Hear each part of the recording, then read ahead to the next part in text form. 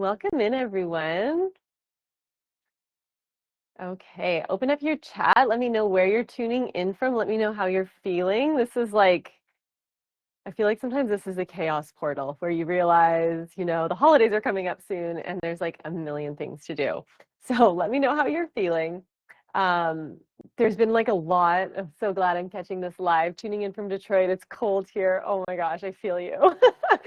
This is like the most beautiful time of year in the Central Coast. If you guys don't know, I live on the Central Coast of California, right below Big Sur. So it's funny because people will come here in the summer when it's freezing and like foggy and cold, and then in the winter it's so beautiful. So it's like the reverse.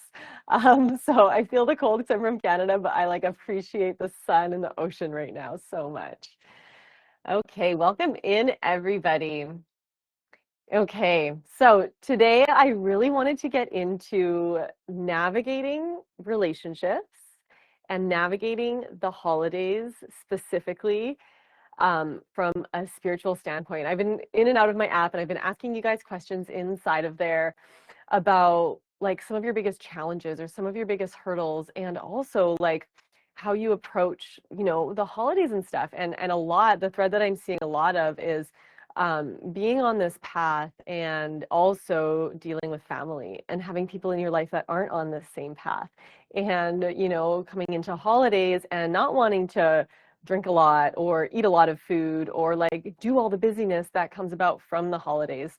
So in today's call, I wanted to get into, yeah, so hard.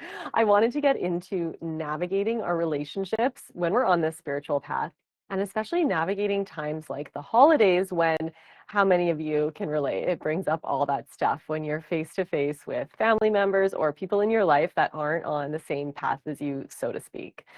So I wanted to get into it today because I remember when I think I was 22 or 23, so I'm 37 now. So it was a while ago, but I specifically remember the moment I came back. So I was in my accounting job, as many of you know, and I kind of like, I wrote it on my Instagram the other day, but I remember being in the middle of tax season and having to sit there for 12 hours a day, even when I was finished all of my work. I finished my work so much faster than everyone in the previous years, but they would tell me that I couldn't make it look like that. Otherwise, that would set the precedent for the next year and whatever accountant was doing the work the next year. And so they told me that I had to just stay there and clock different hours. And this is when I was like, started to realize kind of like the illusion, right? Even the illusion of auditors, and like auditors get in there and you can manipulate anything. And I was just like, okay, this is interesting.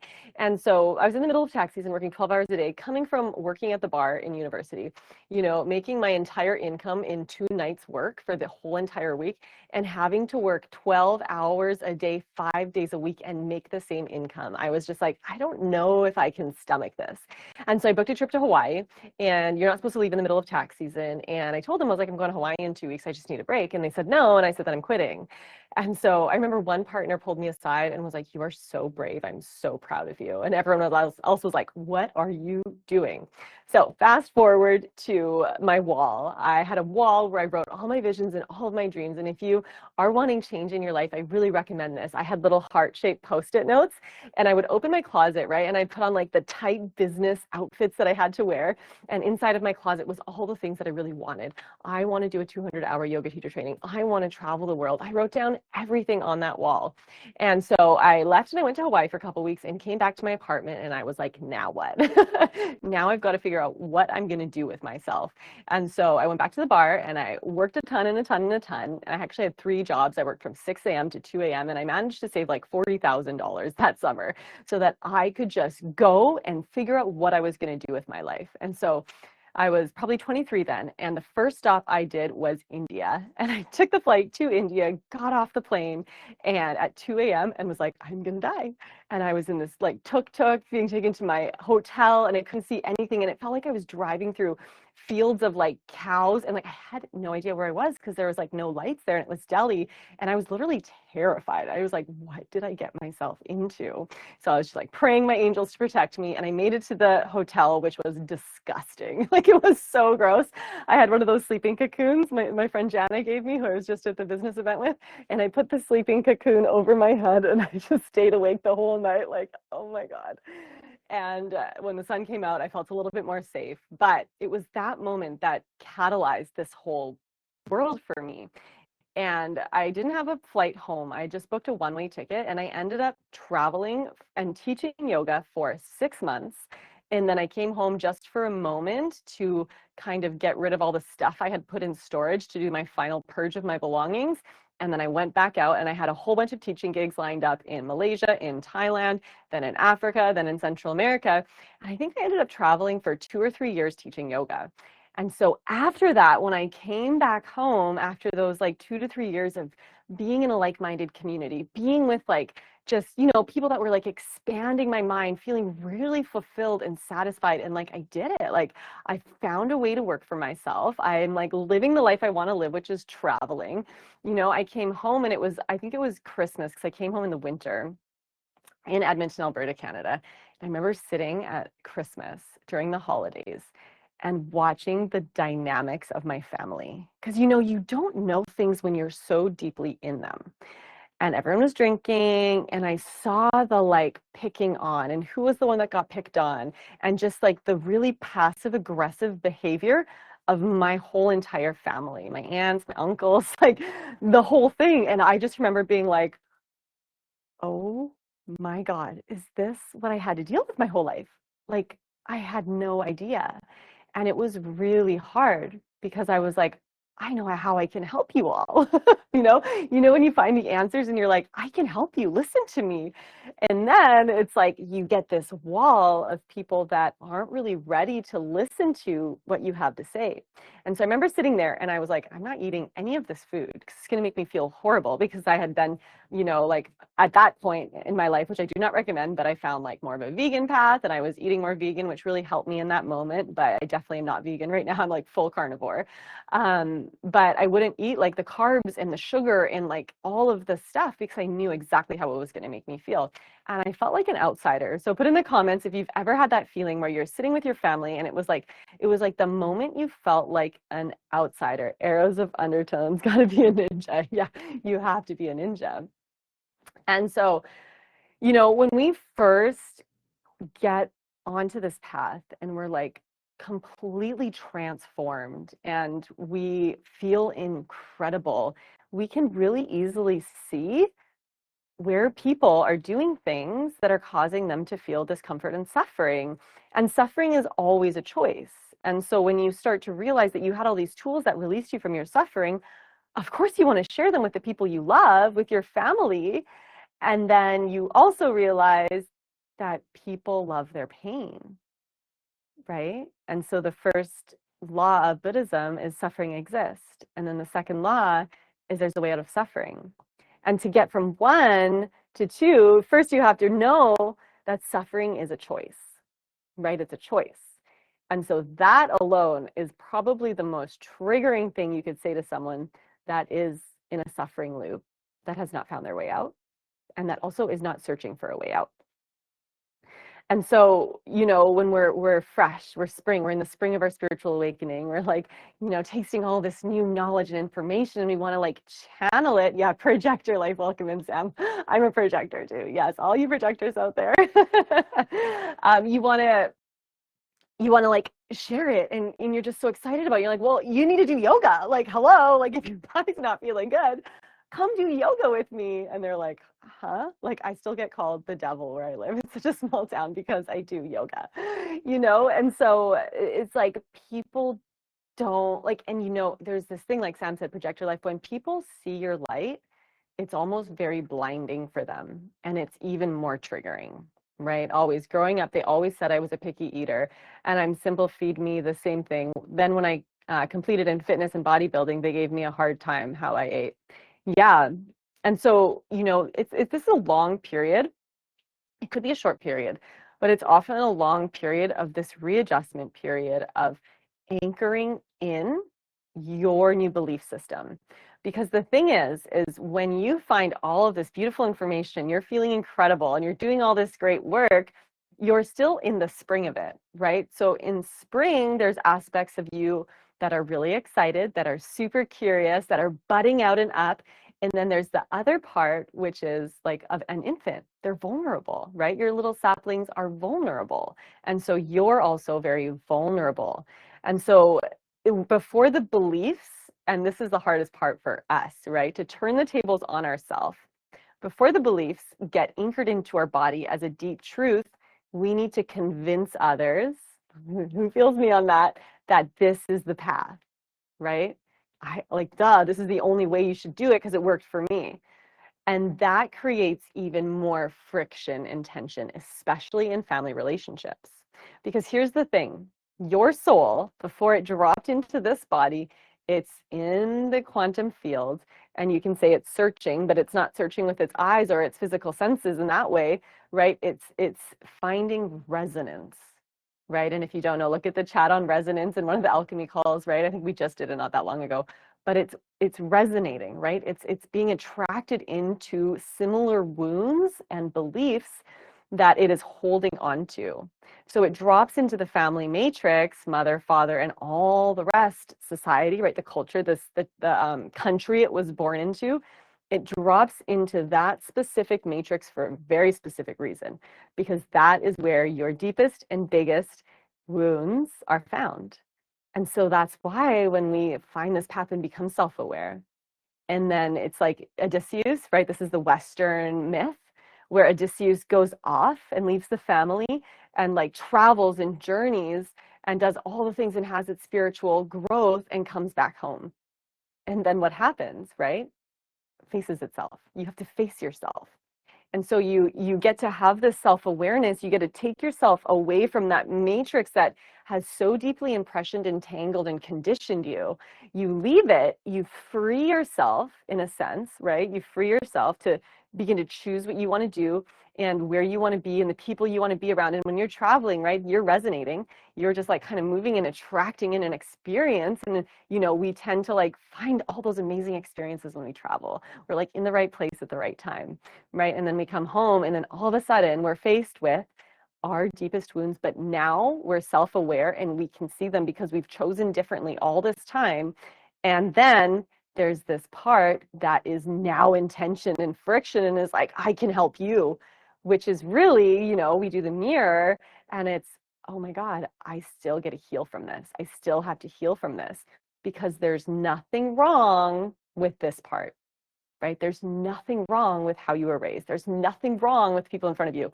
There's no need to change them at all because they're also free to choose in each moment what they want to do. And this is the best part. When I'm sitting in front of that moment, I'm like, oh my God, look what they've chosen to reflect right now. Me, right? So how can I show up in non-judgment, in compassion, in love, in forgiveness, and just be myself? Not having to be anyone else, even if they want me to be, and being okay with not being anyone else, and being okay with not needing them to change, and to just reside, right? And so that's where there's this evolution that happens from being really triggered by the holidays, by family, by what they're eating, by what they're doing, to I just get to show up as me. And if they don't like me, that's okay, you know, because I can't change their mind and I can't change me because I'm me and I can't change them. And then that's a different reflection for them. That's the reflection of this person's being themselves and they're actually not trying to distort themselves. And anything I say isn't actually affecting them. And that's the work, right? That's so much work to get there. And it takes time. And you actually have to position yourself in those hard moments to be asking yourself, what am I here to clear? What wound is still emerging in me? What's triggered? Where's this activation in my body that's telling me this situation or this person in front of me needs to be different than they're supposed to be? Because they're not. Nothing is ever going to be different than it is in this moment. I could relate to what you're saying before. It felt weird because no one was living in me. Kind of hard to explain. It's like I'm having a hard time tapping into anything. Carrie says, yes, yes, Sam. Level 2 for me has been observing my parents interact with my sons. Oh, yeah. Yes, yes, yes. Because when we don't see, right, our upbringing, because we weren't, when between 0 to 7, we are in the Hun aspect of our consciousness. So there are 5 lights of consciousness that enter your body, and they work with the 5 elements that I talk about all the time. And so in springtime, it's the hun, which is your vision, which is the dreams. You look out through your eyes, which is the portal to the livers in the daytime, and it's also the spring, right? Liver's the spring. And it's that wood energy that shoots up. And then at nighttime, the blood rests in your liver at night, and this is where dreaming comes in. I mean, if who's been having crazy dreams? There's like Neptune's in the specific spot in the sky. Like the dreams have been crazy. And so when you're between 0 and 7, you're living in this frequency or this state of being that you actually can't tell the difference between dreams and reality. So can you guys relate? Like I remember being completely convinced when I was, I think until I was 12 years old, that I had a lion living underneath my stage in my elementary school because I had a dream. And I think when I was like 12 or 13, I like thought back because I'd like remember and I tell people, and I really thought back and I was like, wait, there's no way that was true. There's no way there was a lion under my stage. And that's when I realized that I didn't know the difference between what my dreams were and what my reality was. And that's how kids are living. And so we don't actually have memories in the same way that we have memories now. Like I can tell you what I did yesterday, like compartmentalize it. That doesn't happen when you're a child. It gets stored really deep in your subconscious. And so, like Carrie said, level 2 has been observing my parents interact with my sons. What you're seeing, if they haven't done a lot of work around this, is that same parental projection being placed upon the grandchildren, and then you really see it because the way that they treat them, the things that trigger you in how they're being treated, are the very things that happen to you that you still haven't cleared and healed. And so it's like the biggest awakening to start to look at that and be like, oh, that's what I didn't actually remember, but that lived inside of my body as a frequency of how I felt when I was treated that way. And this seems like an illusion. Yeah. Um, like, so if you don't feel like yourself, I think a lot of people don't feel like themselves because we come so far from our true nature. I'm gonna stick to the topic here because this topic is going to be on relating with other people, but definitely pop that into the app and maybe it can be a bigger topic. Yeah, so everyone's having dreams.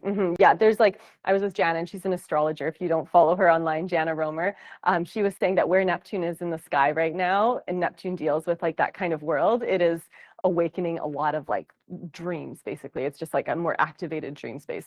And I also find that dreams are really activated in winter and like as we descend into winter, like these darker months, because the moon governs more of the day, right? Because the sun goes down earlier.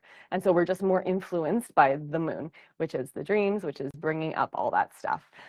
So when we're relating with others and when we're in conversation with others, and especially our family members, this is where, like, take this as an opportunity. You know, oftentimes, and like everyone's going to have their own experience with the holidays, but what I learned to do, because when I would show up for like Christmas or Thanksgiving in Canada when I went vegan, my brother had already been vegan. So this was like not new information for my family. And they would always kind of like accommodate to him. He was younger than me. They'd like make him food. And I remember showing up once being vegan and there was nothing for me to eat. And I was just like, oh, that really hurts. Like it really hurt. And I was really upset and sad. So I didn't eat anything. And I kind of had to come home and like work through those layers of like neglect, feeling like I wasn't seen as a child, feeling like nobody cared about me, like all the things that brought up. I was like, okay, I can see myself. And so the next time there was a family gathering, I made the most beautiful dish that was like all the beautiful healthy foods I wanted to eat. And I didn't care if anyone was going to eat it, but at least I had food, right? And at least I didn't have to position myself in a way where I felt hurt and wounded from, you know, the childhood. And so there's so many ways that we can approach the holidays or approach these family gatherings or meet our family in ways where we're actually allowing them to experience our world. Right? Where it's not like you're walking in there and being like, well, I don't want this world and you don't know my world. So I'm just gonna go sit over here and like do my own thing or whatever it is, you know, just like being really triggered and annoyed and irritated and frustrated, things that arise. And then you drink and like comes up even more. And then you're eating shitty foods, you're feeling shittier. You know, you wanna always set yourself up for success. And so if I'm going somewhere and I don't know if there's gonna be food there, I'll either Google it or I'll bring my own food, right? And then it doesn't matter because I've set myself up for success. I always joke that when I go clean my chicken coop and I'm wearing my like big, beautiful cashmere sweaters and there's like chicken wire like sticking out everywhere. And I like walk into the chicken coop and it snags my clothes and I get so mad. And my daughter will be like, what happened? And I'm like, oh, I set myself up for failure. I should have worn my sweats out there. And I wore my nice sweater to go to the chicken coop and it got ruined. And so really learning how to set yourself up for success in these situations is probably one of the best ways you can begin to work with these layers of like deeper trauma that's held in our body when it comes to our family members. And so I actually am very strong and I don't drink. But back when I would have like wine once in a while, like when I'm with my family, I do not drink. I'm a non-drinker completely. I make sure that I eat really well, that I really learn to regulate myself before I show up or after, so that when I'm there, I can be as clear as I possibly can be so that when those things arise, I'm not then projecting those triggers back, right? I get to like just bring them in and sit with them, maybe have a journal or a notebook with me, write some of those things down. But to then again center myself in love, that this is exactly what I need right now in this moment to grow and to heal. That this person in front of me, right, birthed me into this web so that my soul could evolve out of the hardship that it went through so it doesn't have to re-experience it again, right? Because that same resonance is still existing. Because the truth is the moment you clear something from your body, that same thing will never trigger you again. Every single event that ever happens is neutral. The moment there's a charge in the body, right, then there's a hook. And there's something there that you're here to clear, that you're here to look at. And so people ask me, like, how do I know when this hook is gone? Well, you wouldn't even ask anymore because it wouldn't even be a thing. You wouldn't even be thinking about it, right? And so really noticing, and a lot of the times things from our family, there's like we can be triggered in many different ways or annoyed or whatever it is, whatever emotion comes up and through, and it could be from like the same one core wound. I wasn't seen, or I wasn't worthy, or whatever it is, right? We all have like this core wound that we're operating off of, that we're really here to accept and create the safe conditions for our own soul. So if it's not being seen, it's okay, where am I not seeing myself? Where do I not see my magic? If I'm not worthy, where did that come from? And then how can you hold yourself in this moment to feel worthy? And so when we're showing up, to these events, how are you going to set yourself up for success? Is it going to be cooking a beautiful meal? Is it going to be bringing something? And that's why right now on my Instagram and in the app, if you didn't see, I have like a wellness gift giving guide. And so it's right under the alchemy space right here where you're watching these replays. And it's just like my favorite tools that I'm using right now for my wellness. And so it doesn't need to be gifts that you give your family, because honestly, if they're not going to use them, don't give them to them, right? But I remember being a kid and I remember being like, I don't want to buy people useless stuff. And then I would get gifts. I'm like, I'm not even going to use this. Like, I don't want to feel like I have to give when it's not coming from my heart and my soul. And I don't want to receive when it's just a forced thing. And so that's where like I really have a hard time with gift giving on holidays, even though I'm running this series, where it's like I do it out of my heart when I'm like, this person would love this thing. And so maybe you can resonate. It sometimes gets sticky when we're forced to do something in certain situations. I'm very much a flowy person. And so the wellness gift giving guide is more for like you guys. Like these are tools that you could use, that you can have, that you can bring to just share or use. And it's not like you should try this or you should use this. It's just like, oh, I love this, I'm gonna use it. And then it opens up a different portal for them to be like, oh, tell me about it. I'm curious. Like, I'm curious how it feels, whatever it is. And so if you have your own wellness tools that you love to use and you don't know how to introduce them to your family and that you know that they could help your family, just bring them and be like, my back is hurting, so I'm bringing whatever it is, a massager or prana mat or like tennis balls, like whatever it is for you. Because the thing is like, there's this point for many of us that we become the parents, don't we? And so remember being a kid and you're rebellious? That same dynamic starts to happen.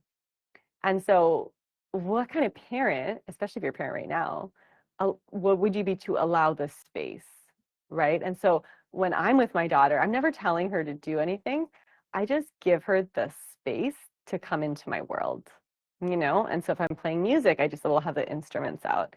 And then she'll ask me what I'm doing and I'll explain like how I'm doing the sequence or whatever.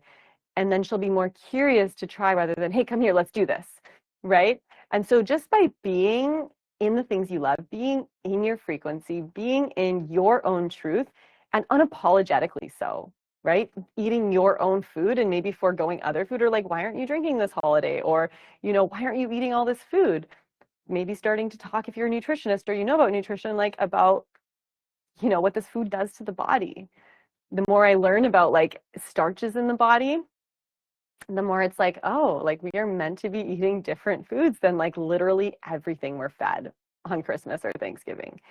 And the thing is in winter, when our body kind of retreats and withdraws and descends down, like we aren't supposed to be eating as much, right? All animals kind of conserve their energy, which is the nature of the kidneys, this conservation of life force, right? We're not supposed to be going out and working 8 hours a day in the winter, right? We're supposed to be spending time inside. And if you're not exercising, you're not really eating that much. Like you're not that hungry. It's usually just a habit, right? To put food in the mouth.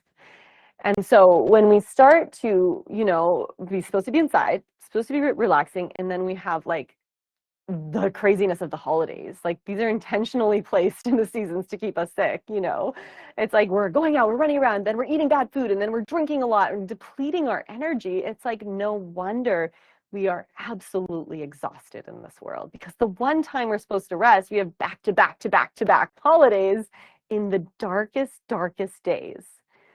And so also, hi, we're living in a modern day world. So what are we going to do about it? Right? How are we going to reorient our lives in a way that we can support these inner rhythms? So maybe retreating earlier into the night, right? Leaving holidays a little bit earlier, right? Taking more time for yourself when you can. Using these wellness tools that I'm sharing with you so that you are encouraged to know that this is the time to incorporate self-care. That's why I launched my longevity series over the season, so that you would have all of those tools to develop a really like deep deep yoga practice. If you're in the longevity series, right? These poses are like held for longer, and they're deep. They're working in your bones. They're giving you time inside of yourself. And so just by cultivating the practices, by cultivating the space, by cultivating the awareness of what the season is asking of us, which is you need to go within. And then when we go within, we start to really see the matrix that brought us in, right? Our deeper conditionings arise, the deeper subconscious field that is holding us. And so I always try to take these moments as an opportunity. Okay, I know I'm going to be positioned in this time and place. And what am I going to cook? What am I going to bring? How am I going to be? Like, how am I going to be in the frequency of me? So I'm not having to convince anyone that they need to change, but I'm giving them the opening so that they can see where I am, see what I'm doing, see where I'm at. And people can feel it. And the ones that are ready to take in your medicine, they're going to get closer, like a moth drawn to the flame, right? And the ones that are just like, they're not. And it's not for you to decide who that is. And that's what I love about social media, honestly, and showing up on social media is like, it's a magnetic and a repulsion kind of thing, right? Like you attract and you repel. And then all the right people come in and there's no lack, right? There's no one missing. It's like everyone that's supposed to be here is here, and it's so abundant. I don't need to convince anyone to come in, because that's not what I'm here for. It's just who's in this frequency. Let's create a movement to share our own frequency with the world without making them contract, right? And so we just become a deeper version of our own truth when we just get to sit with ourselves and know that whatever is in front of us is for us to heal and grow, and that we are not here to change anything in front of us. We're here to use what is in front of us to see, to truly see ourselves, and where we're still holding fear in the body, that contraction, right? Fear feels like a contraction, and where we get to remove these blockages to love, right? Which is our core essence. And so it's not like we're searching for love. We are that. But we've put on so many masks and layers, and like just, closed ourselves down when every time we were wounded and we weren't supported the way we needed to be supported. So we get to hold ourselves that way. And the best way I find to do that, and Nicole said, like, how do we start to feel like ourselves, is to take care of the self. Self-care, right? To know that also there's nothing wrong with saying no. Nothing wrong with saying no. Like my biggest self-care these days is like, no, I can't do that. And actually feeling, we were at the Digital CEO Business Conference in Phoenix, I just got back a couple days ago, and my biggest takeaway from that was whatever feels like a no in my body, I have to start to honor in regards to my work. Because I say yes to things because I'm excited and I want to share. Like, of course, I'm going to say yes. But then all of a sudden, it took my time.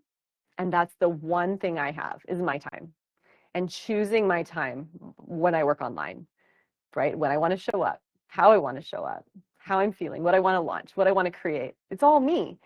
And so the gift of that is my time. But the moment I do something or I collaborate or working like somewhere and it just contracts me because it took away my time, I have to honor that as a big no in my body and learn to say no. So here's your permission to say no when something doesn't feel like it, you want to do it, right? And to really check if that's the deeper wounds or if that's actually how you're feeling in the moment.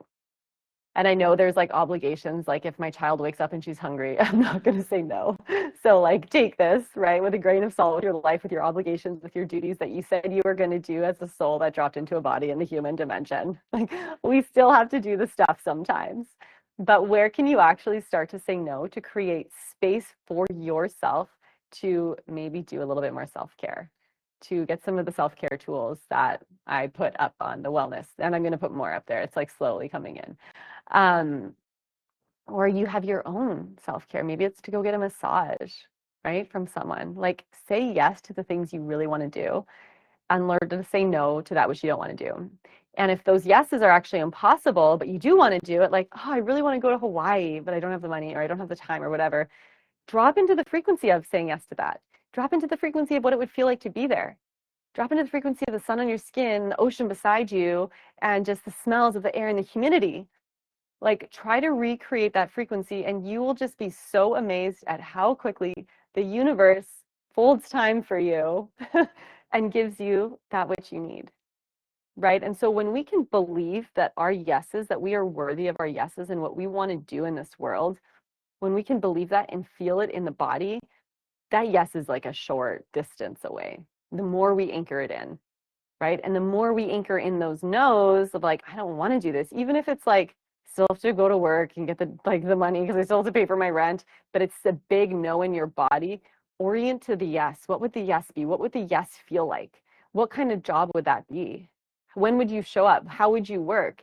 Get really clear on what that is and feel that in your body. If you have to wake up early, feel what it feels like to just sleep in and to like let your life flow and go outside, bathe in the sunlight first thing in the morning. Eat your food out there so that you're getting all those natural elements and the good hormones inside of your body. Like, what would that feel like? Right. And so, even when you're showing up, you're still tuning into what you desire. And then the universe is responding to your energy. Right. And so, instead of being in the lack of like, oh, I hate this and I have to do it, it's okay, I have to show up to this to pay my rent right now. But this is actually where I need to start positioning my body, my energy. And those opportunities come in, right? And we have to really pay attention because they come in very weird ways where it's like, huh, I never would have seen that coming. And those are the best parts, the things that you never would have seen coming, but that are perfectly aligned to what you desire. So if you guys have any questions, I know the holidays can be like a lovely time for people. They can be like a hard time for people. There's a lot of things around this time of year. And, you know, this is where our practices show up. Like you can go to a mountain and close your eyes and meditate for 10 days. It's bliss.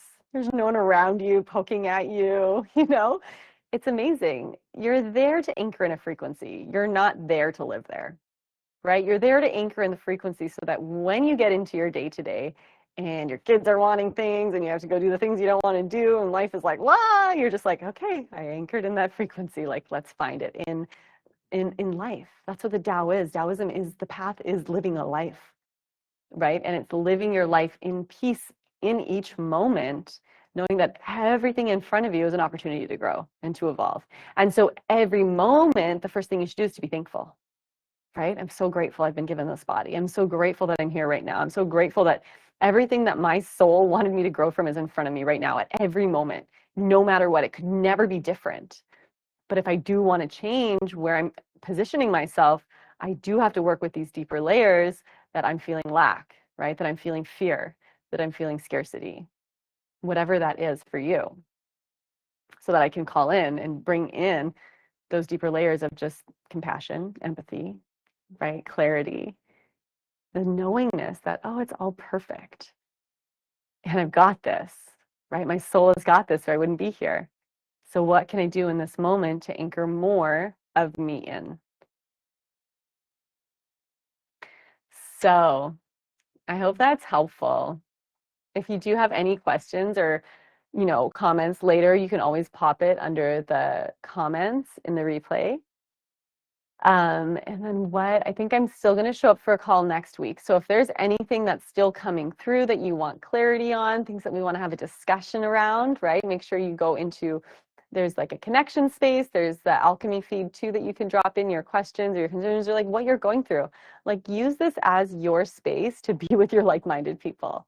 We tend to go to retreats or like, yoga studios to like find all of those people. I created this so that you can find it wherever you are in your home, when you're out, like this is your anchor point to be with like-minded people because you're all here because you're in the frequency of my message. And so that means like you're a part of this message too, right? So use the space, use the comments and like all the connection spaces, right? Use all the free videos, like all the free content. If you haven't joined my longevity series yet, and you do want to make sure you join before Monday on the 18th because we're doing the live Q&A then, and I'll have the community forum open up until the live Q&A, and then I'm going to close that off. But you can still, of course, always get the courses.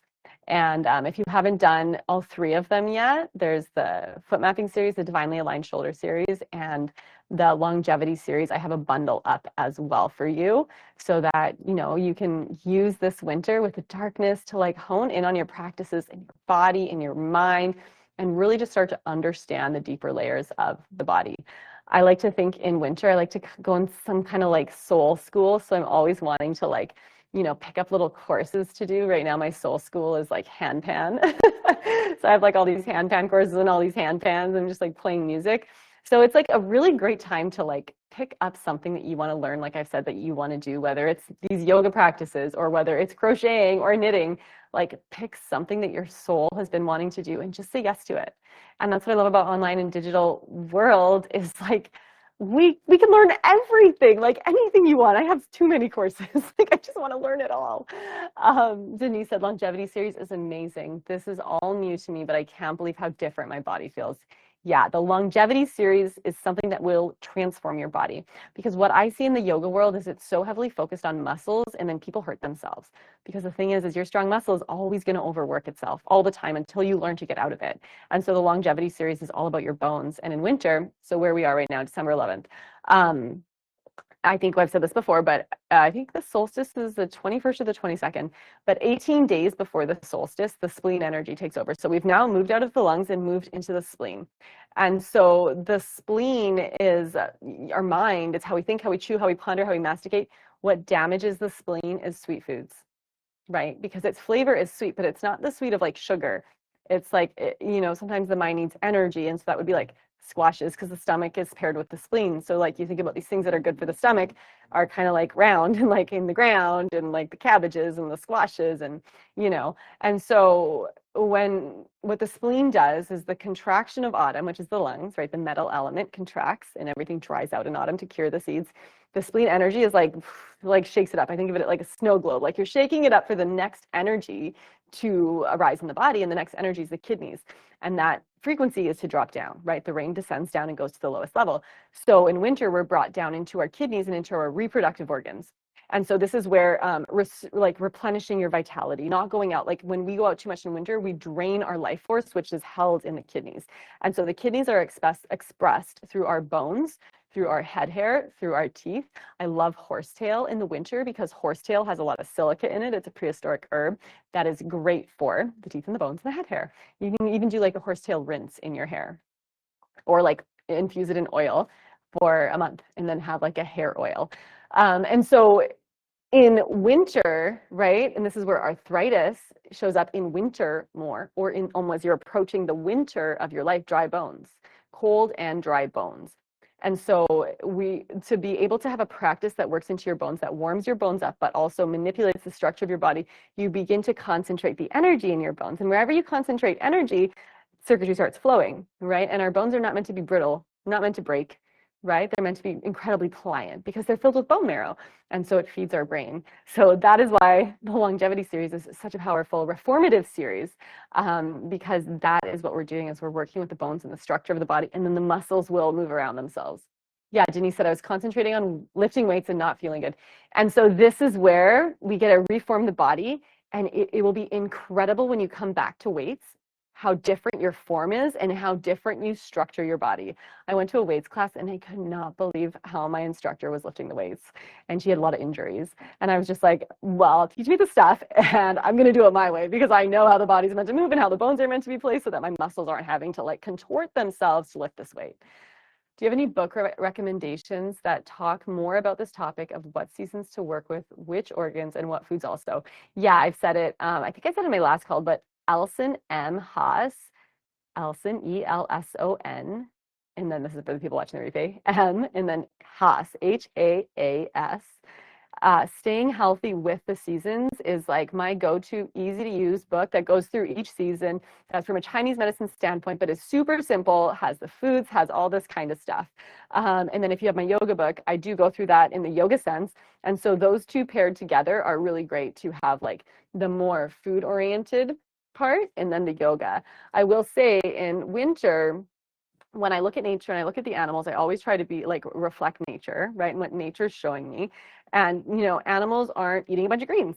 They're not eating a bunch of fruit, right? They're like, they've stored some nuts underground. And if you know anything about squirrels, they store 3 years of nuts underground because there might be a bad winter, right? Or like, you know, really long or bad summer, should I say. But like we're meant to be eating a lot of meat in winter, a lot of like things that are like the energy of the food is very concentrated. And so like to have protein more in winter for your like the more substantial parts of your body is like, you know, and then when peasantry came in and like famines came in, this is where like grains and legumes were introduced, starches, potatoes, because you could store those things. And so, you know, it's like we're meant to be eating more protein and less of the starchy foods. And like we're eating a lot of starchy foods and like there's protein. But yeah, for winter, that's generally what I do. That's what I feel the best with is just eating more meat. And I know there's vegetarians out there and whatever. And so, you know, I'm not here to trigger anyone, but yeah, that's what feels the best for me. But the book does go through kind of more what to eat. So I always like to do my walks in nature and to like see what the animals are doing. And so like in springtime, I'll eat more sprouts, right? In summer, it's like the fruits, right? They're fruiting. So that's like the time to eat fruits also because when we eat those fruits, right, it creates like this response in the body, which is like sugar, and you have to be able to work that off. And so in summer, we're moving around a lot more. And so, yeah, just getting more in tune too with like the circadian rhythms of like, right, when the sun comes up, go be with it. You know, when the sun's setting, go be with it because those light waves are very powerful for you. And so, yeah, there's so many ways we can just align ourselves more to winter. And a lot of us will wake up early, turn our lights on. We get the unnatural fluorescent lighting. And, you know, this is harmful to the body. And so where in your life can you, even if it's one day, can you lay in bed a little bit longer, go out with the sun, and be with the more natural rhythms of where you are? And so I always recommend people to like, even if you're in a city, like, you know, there's wildlands. What's popping up? Like what's there around you? When should you be eating and what should you be eating in those times? Because that's what we're doing. We're adapting to the frequency of where we're living. And that's why the Native Americans and the Inuits in Canada, like they would be eating a lot of seal fat all winter long because that's all that there was. And so, you know, it's like there's no one size fits all for food because we're all living in different places. But the body has definitely not adjusted to eating the amount of like starches and sugars that we eat, that we humans eat. So yeah, and there's tons of resources on all this stuff. Anyway, everyone, this was a beautiful call. Thank you for popping in here. Again, write anything you want in the community space. I changed it to connection space because some people are getting confused with where the community forums are in the specific series because you also get community forums when you buy the series. So the connection space underneath the welcome button is just like your space to like ask your questions or to be involved in the community or to like talk about what you're going through. And then if you haven't been into the welcome space yet, I re-uploaded 2 videos to help you navigate the app because I know a lot of you are getting a little confused by it. So you can watch it on your desktop and you can watch it on your iPhone. So if you want it bigger, you have to watch it on your desktop because it doesn't go sideways on your phone. And then you can hook it up to a TV if you're doing the yoga. So I went through that all in the welcome space. So make sure you watch those videos if you haven't already, just little tutorials if you are confused about the app. And yeah, thank you, Paula. Love your knowledge. Thank you all for being here. I really appreciate your time. I know time is so precious, and I hope this helps bring some love and light into your holidays and to just be a reflector of that without having to change anything in front of you. Just be you unapologetically, and share that with the world because you're wonderful. Okay, everyone, thank you so much for being here, and I'll see you next week.